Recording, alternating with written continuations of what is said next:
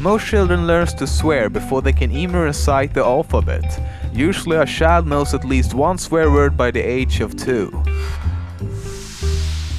On average, typical speakers roughly use about 15,000 words per day.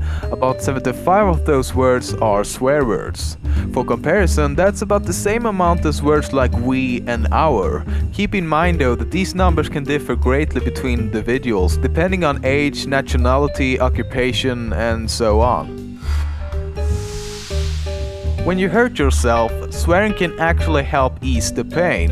A study was done where people were told to hold their hand in ice-cold water for as long as they could. One group was allowed to use one swear word of their choice during the test, while the other group could only use a non-obscene control word given to them by the researchers. The study showed that 73% of the participants kept their hand on the water longer if they were allowed to swear. On average, the swearing group lasted about 30 to 40 seconds longer in the freezing water. A lot of popular swear words have been around for more than a millennia. For example, the word shit dates back to early 6th century from a period in English history called Anglo-Saxon. Other words such as ass and fart can also be traced back to this time period. However, back then these words weren't considered as impolite as they are now. Surprisingly, the ever so versatile word fuck has quite an obscure etymology. The most probable origin for the word comes from Germanic, Norwegian and Swedish languages, deriving from words such as the ones displayed. And I'm not gonna try and pronounce them because you all know what happened in the last video when I mispronounced character, I mean cat. God damn it! Men and women have different habits when it comes to swearing.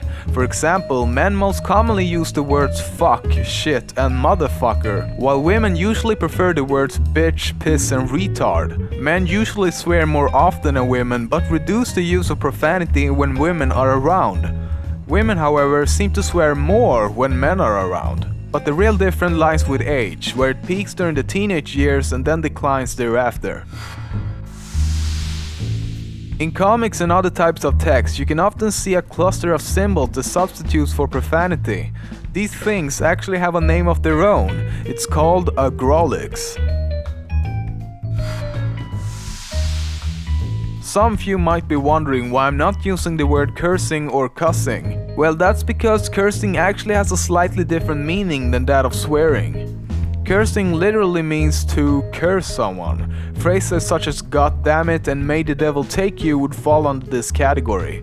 While swearing more or less means to use profane or indecent language, such as shit, fuck, bitch, and most of the other well-used swear words. And if you don't want to use the words cussing, cursing, or swearing, there's also obscenity, profanity, blasphemy, vulgarism, expletive, and bad, adult, foul, offensive, abusive, rude, and uncivil language. The gesture of holding up your middle finger has been used as an insult from as far back as the 1st century. It originated in ancient Greece, where the gesture was used in a manner meant to degrade, intimidate and threaten the individual receiving it, much like how it's still used today. Back then, the gesture was known as katapugon and literally means rump or buttocks. During the Middle Ages, the gesture went somewhat underground and was seen as something unholy, so most people stayed away from ever using it. But in 1886, baseball pitcher Charles Radbourn slipped his middle finger into the Boston Beneaters team picture. Americans everywhere quickly started using the gesture again, and it is now a universal sign strongly associated with the phrases "fuck off" and "fuck you." If you happen to live in the state of Utah and you should somehow come across a dead person, you better watch what you say, as it's illegal to swear around the deceased.